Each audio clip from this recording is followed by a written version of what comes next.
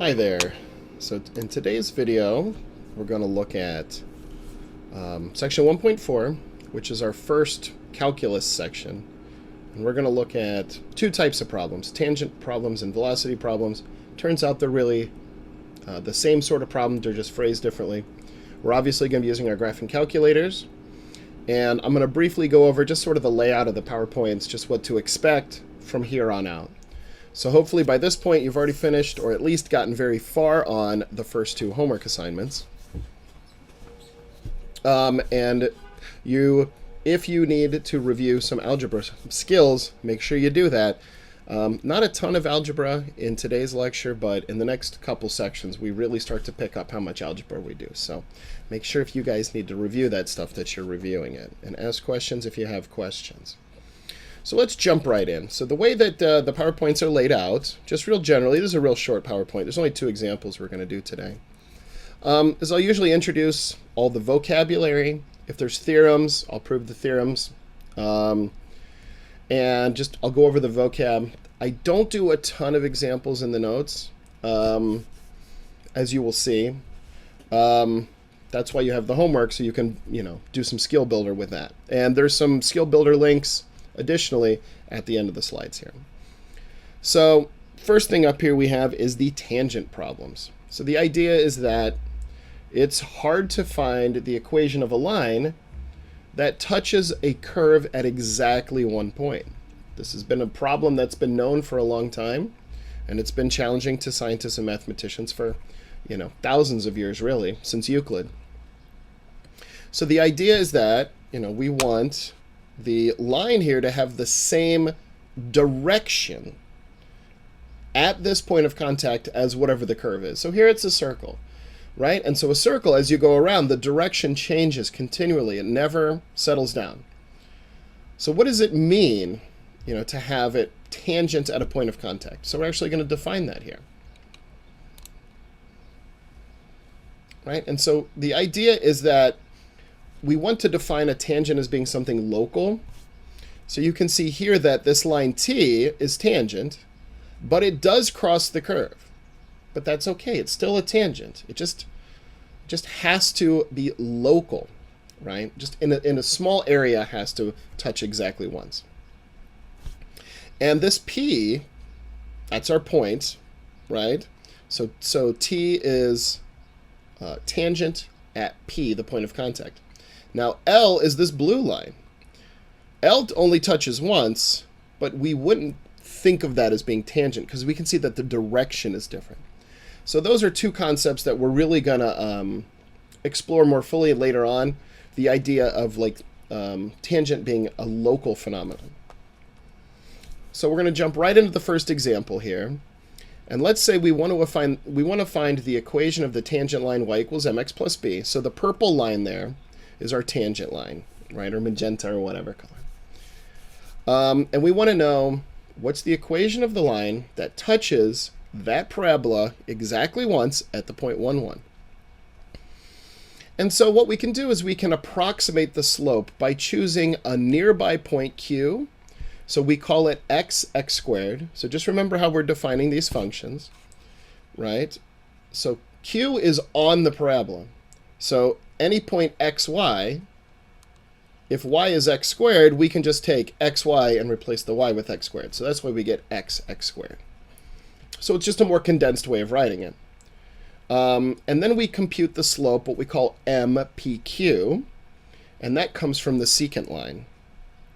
And our secant line is PQ, right? And so that's the idea, right? We want to know, can we use approximations to give us a good guess what the tangent line slope would be and what would the equation of the tangent line be.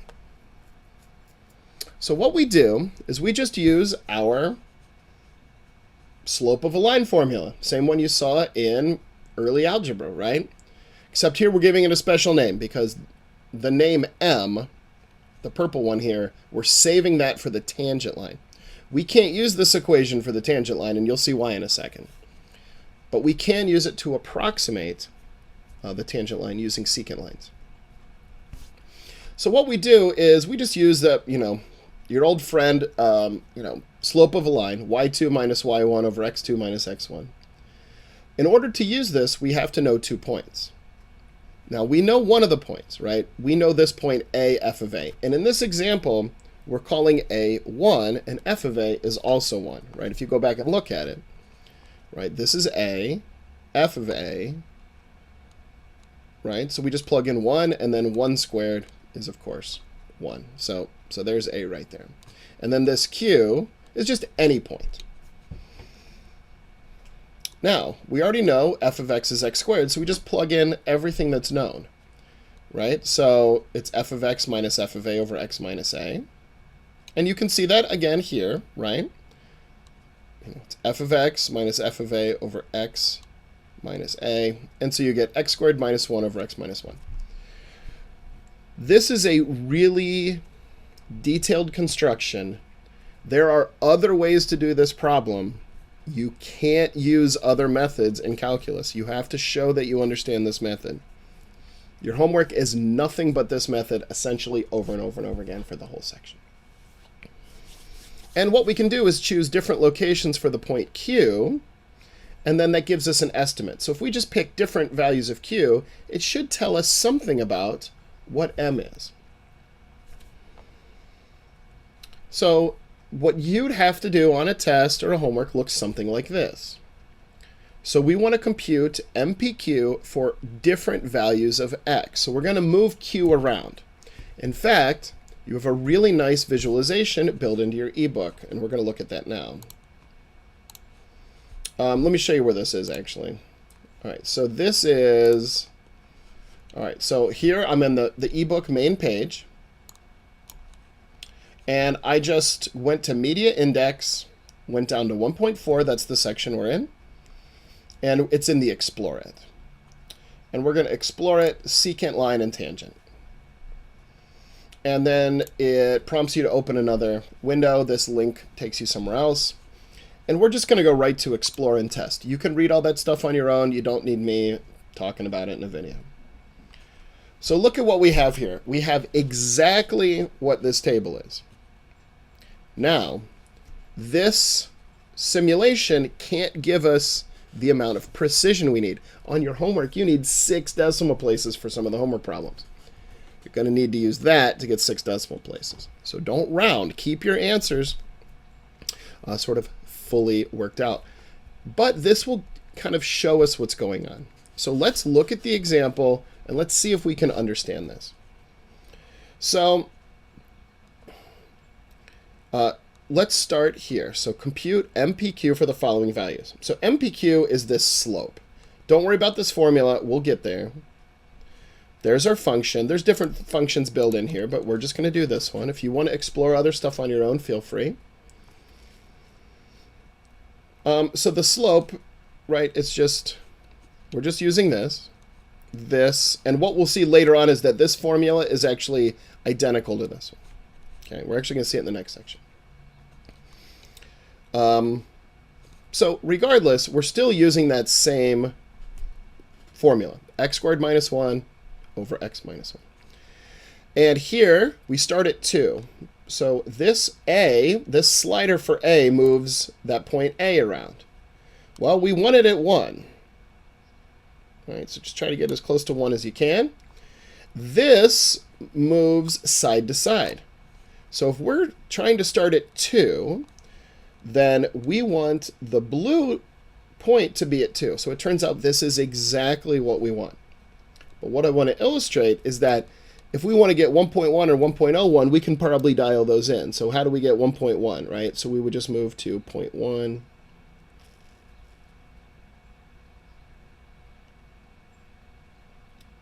It's getting closer, getting closer. All right. See, it doesn't have the precision, right? But you can see in the picture what's going on. So I'm just going to slowly scroll this thing across, and we're going to look at the blue line. What happens to the blue line as... So here's Q. Q is this blue point. P is the red point. What happens to the slope of the secant line? Remember, the blue line contains both points. The red line is only the tangent. And you can see that as we get closer from the right, The slope of the secant line gets closer to the slope of the tangent line. No question about it. What happens if we come from the other direction? If I start on the left, so if I start at 0, right? If I start at 0 and come in the other direction, what happens? You can see that the slope of the secant line does in fact get closer to the slope of the tangent line. Now, let's talk about why I can't just plug in 0. So let's say you're like, well, I can just go to 0 and just make them the same line. The problem is, as soon as you get to 0, the secant line disappears. The secant line does not exist at x equals 1 because you have 0 divided by 0. So that's why, at least 350 years ago, scientists and mathematicians needed this to estimate slopes. And it wasn't until calculus was invented, mostly by Newton. What we're looking at here was very much like what Newton was working on, in order to prove that it was 2. So lots of scientists and engineers knew that it was 2, but they couldn't prove it because the function doesn't exist at x equals 1. So that's why we need to use this table, right? Because we need to be able to plug in definitive values. Coming from the right, yep, looks like it's getting closer to 2. Coming from the left, looks like it's getting closer to 2, right? As close as you get, this number gets closer and closer to 2. Now, this simulation does in fact tell you the slope of the tangent line, but this class is not about answers. This class is about proving that this stuff is true. So that's why we need our calculators, to get enough accuracy. Again, some of your homework problems requires 6 decimal places. So you're not doing that by hand. And if you are, you're a crazy person, and I'm sorry for you. Please use the method that I'm about to show you. All right, so we're going to build tables just like this in the graphing calculator. So before you do that, go to table set. So it's second window, and you're going to see the table setup. And you're going to scroll down, and you're going to make sure that this says ask. When you tell it to ask, what that means is your calculator will allow you to type in custom values in the table. That's what we need to make this work. Once you've done that, the next thing you do is you go to y equals, and you type in your MPQ function. So for us, it's x squared minus 1 over x minus 1. Great. You can type it in any way you like. If you have a TI-84 or higher, so 89, Aspire, something like that, you can actually go to alpha y equals. It'll give you this ND option. Just hit enter. And you can actually build custom fractions right inside your calculator, which is really nice, right? X squared minus 1 over x minus 1. Now, if you don't have the fancy calculator, if you can't build the fraction exactly the way it looks, and this is going to be helpful, then just build it the old-fashioned way, right? With, x, I'm not sure what, x squared minus 1. So you got to use parentheses, right? So either way, those are exactly the same thing mathematically. I'm going to go ahead and not show this one, but just, depending on your calculator, type it in however you can. Just type it in however you can. Either one's fine. For more complicated functions, it's certainly easier to stack the fraction. So there's our MPQ. So what we've done is we've basically said this MPQ is in fact its own function of x. As q moves around, the slope changes, and it depends only on the x value, because the y value also depends on the x value, right? Now what we're going to do is go second and go into our table, and we're just going to type in the values that look exactly like what I gave you here in the tangent problem. So here's the big advantage for using tables. It is really easy to evaluate functions. Remember, you need 6 decimal places accuracy on the homework. Don't waste any energy. Just type in the numbers exactly the way they look, or there's other problems where you have to pick your own problems. That's fine. Right? So, from the right side, it definitely looks like as x gets closer to 1, it looks like, remember, this is not really y, this is MPQ, you just can't call it MPQ. It certainly looks like the slope of the secant line is getting closer to 2, but that's only checking from the right. We have to check from the left. So let's go ahead and do that. So type in the other numbers, right? 0.9, 0.99, 0.999. And it also looks like, coming from the left, that secant slope is in fact getting closer to the tangent slope. And if you're thinking, what happens if I just plug in 1? Well, try it. Right? I mean, your calculator doesn't like it because it won't allow you to divide by 0. Even if it's 0 divided by 0, you can't do that. And so it should at least be believable that the slope of the tangent line is 2. Right? You can just keep picking numbers closer and closer and closer to 1, and you'll keep getting slopes closer and closer and closer to 2. And that allows us to answer the rest of these questions, right? Already did that one, right? So all I did was put, the table answers over here. And then just answer it in the form, answer the question, sort of you show your reasoning, right? As x gets closer to 1 on both sides, MPQ gets closer to 2. That means that is our logical guess for the value of the slope of the tangent line, which is m equals 2. And it turns out that is indeed what it is. And using this technique, most of the time, this will work. We're going to learn other techniques later, obviously, that are a little more ironclad, but for now, this works fine. Just for the first day, this works fine. Now, we want to find the slope of the tangent line. So we just plug in everything we know. We want y equals mx plus b. We know the slope is 2, and we know it goes through the point 1, 1. So just plug everything in. Right, y is 1, m is 2, x is 1, b is b. That means b must be -1, so the tangent line is y equals 2x minus 1. So you're allowed to use point slope form if you want. You just don't have to, right? Slope intercept works fine because you're solving for b, right? If you have the other numbers, most of the time you're going to be able to do it just with some easy arithmetic, right? Well, that's the first problem. And that should be believable, right? So if you go back, to the problem that we set up, and you look at this and you say, does this look like y equals 2x minus 1? Yeah, let's put this right on 0. Hold on. Right? Sure does, right? You can see the slope comes down this way. Here's 0, 0, and you can see that it does, the y-intercept is in fact -1. So on a test, this is the kind of thing you're going to have to do. It's not going to be as easy as this one. I'm going to show you another one. There's lots and lots of these, right? Like I said, on the homework, you got about 7 or 8 of these. Okay, let's move on to the next one. So I won't be doing full read-throughs of all the PowerPoints.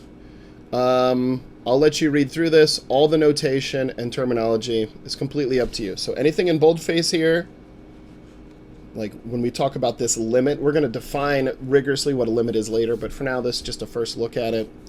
And the notation, you just got to get used to all that stuff. Right? And then here's a follow-up based on the pictures that we did and the numerical analysis that we did. Now we're going to do a more general version of this called rate of change problems. And I'm just going to go ahead and go right to the example. Again, just so you're not sitting watching hours and hours and hours of YouTube videos. I just want to point out that what we're doing here is the exact same thing as we just did.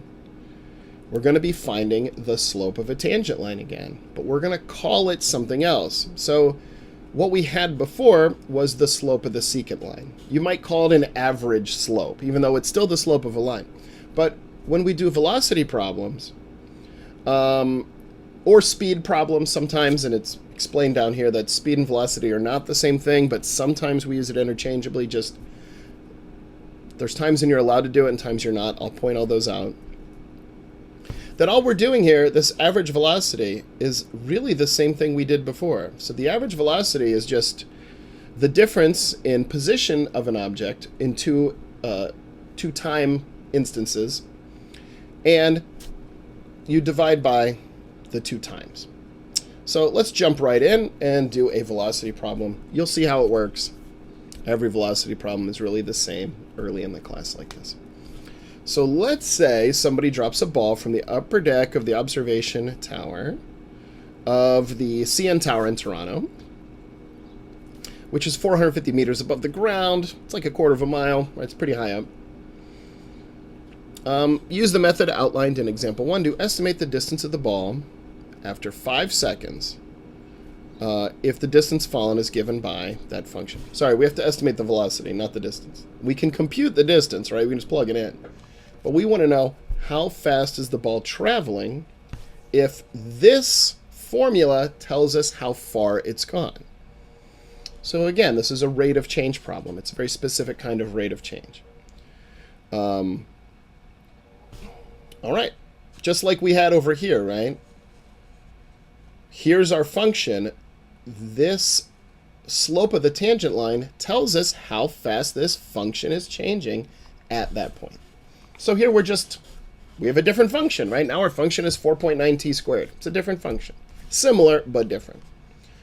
And we can just use the exact same approach, right? So the first thing we need to do is find our MPQ function where a is 5. Remember, it's a different, our a is not 1 anymore, right? It's now 5. So I don't need this anymore. Right, we want to estimate the velocity of the ball after 5 seconds. So what we're going to do is we're going to pick numbers close to 5, but a little ways to the right and to the left, and we're going to slowly get closer to 5, plug those numbers into our MPQ function, and see what happens. It turns out that's how you're going to do every problem on the homework. So we use our average velocity formula. We just need to plug everything in. Remember, s is a function of t. Let me back up, right? So when you see s of t, we're just going to plug in 4.9t squared. Anything that has an a is 5. So we don't even need a graph to see this one, right? So we have s of t minus s of a over t minus a. So all I'm doing is the exact same approach I used last time. This is my average slope. Now, because we're doing a velocity problem, we call it velocity. If we had a graph, we'd call it slope. And just plug everything in, right? A and s of a are still our known values at a particular instant in time.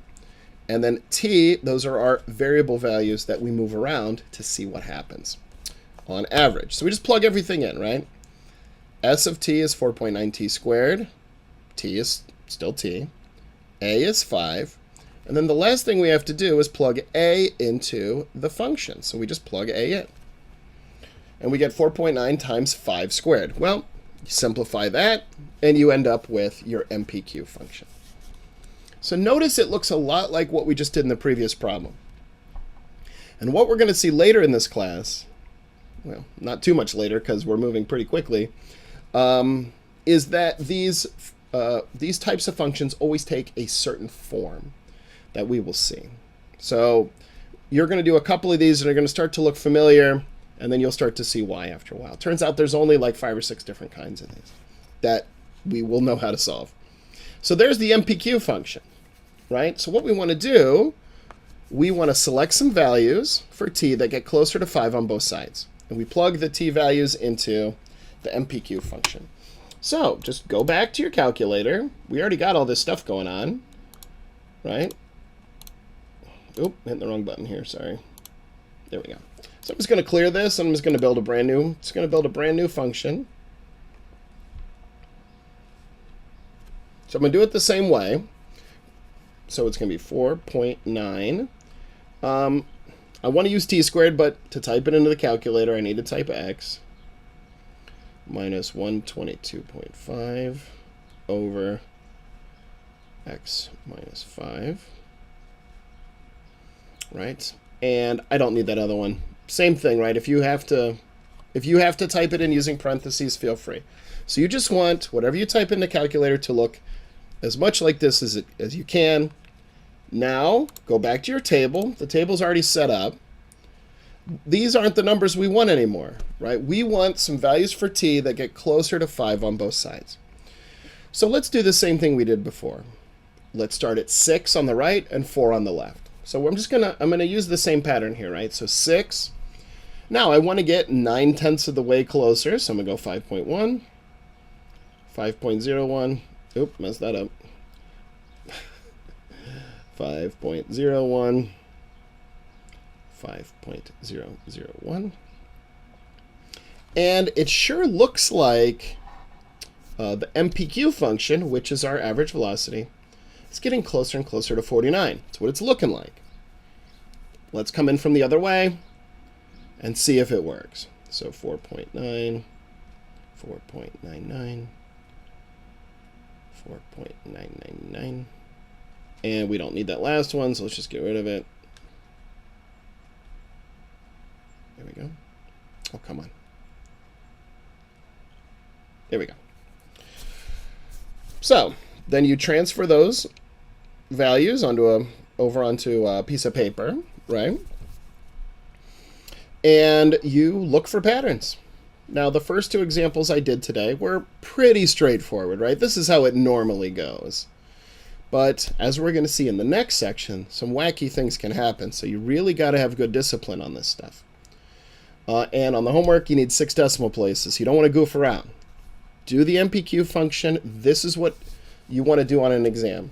Because if you're doing everything longhand, it's going to take you an hour to do these problems on an exam, and you don't have an hour to spend on one problem. Do it the easy way, right? It'll take you 10 or 20 minutes to do a couple of these. So when we started on the right, it looks like everything's getting closer and closer to 49. When we started on the left, it also looks like everything's getting closer to 49. Therefore, I can confidently claim that 49 is going to be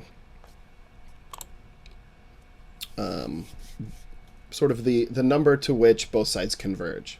So one thing I do want to point out is just how important it is to keep the terminology straight. So even though we're sort of using a graphical mindset, in other words, we have a graphing calculator and you could graph this function. It doesn't matter if we can see the graph or not. When you're talking about velocity, MPQ, because that's how we have to put it in our graphing calculators, refers to the average velocity. So watch for those problems on the homework that these can be phrased a lot of different ways. It can say something like, find the average velocity over the time interval, 6 or 5 to 6. So remember, use the second number first, right? Because it's y2 minus y1 over x2 minus x1. So when it says the time interval 5, 6 or 5, 5.1, you're doing the exact same stuff. It's still an MPQ function. Whatever number doesn't change in the interval is your A. Whatever number is changing in the interval is your T or your X. Either way, doesn't matter. Build the MPQ function, guys. Just on a test, you don't have time to just, type all these in by hand, right? Use the table. It took, 20 seconds to type this in, and if you're doing this all by hand, it's going to take you 20 minutes. It's not worth it.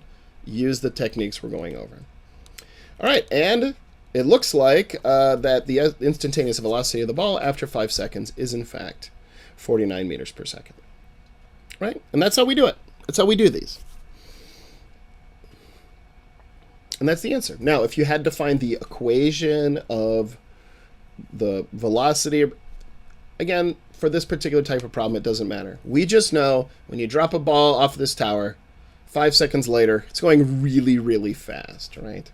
It's about 150 feet per second. It's pretty quick. All right. So that's the end. So usually at the end of the notes, I will put sort of like if you think you need more practice. So I'm not going to leave any more notes about the homework. You guys kind of got the hang of the homework by now, I'm assuming.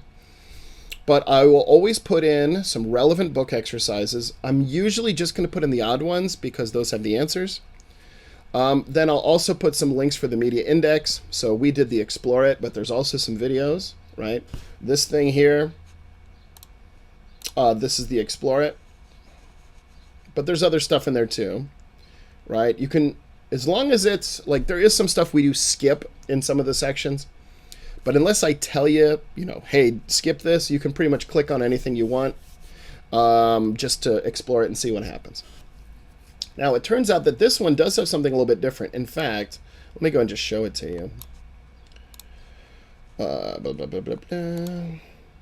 All right, this thing has, so it has this thing called a homework tutor. So let me just show you what it is. All it is sort of an interactive tutor. It's some videos, and there's some other stuff in here too. There's homework hint on the exercises. So look here. Here's your exercises, 1, 3, 5, and 9. And if you want to work on those and just check out what this looks like, because again, most of you guys are going to get the hang of this just fine. But early on in the class, this is the time to really get to use or get to know, you know, what sort of help resources are available, right? These videos are really great. They're not the best thing ever. They're fine. But like, more practice is always good. Use the techniques that I'm showing you, even if different techniques are shown. Use the techniques that I show you in the videos. But again, more practice here, and you can check your answers because these are odd problems, right? The odd problems have the answers just pop right up. And of course, last but not least, let me get rid of this, let me get rid of this. There's the 4 online resources that I use a lot. Math is Fun, Khan Academy, Paul's Notes, and 3 Blue, 1 Brown. They're all very different. These are sort of in order of how serious they are. Math is Fun, really quick, pretty easy. Visualizations, quizzes. Khan Academy, a bunch of videos and exercises. Paul's Notes is more like the class that we're sort of taking now, right? It's more like, it's a lot like just like high-level college calculus course. But it's still good. The guy's great. And 3 Blue, 1 Brown is for you serious math people.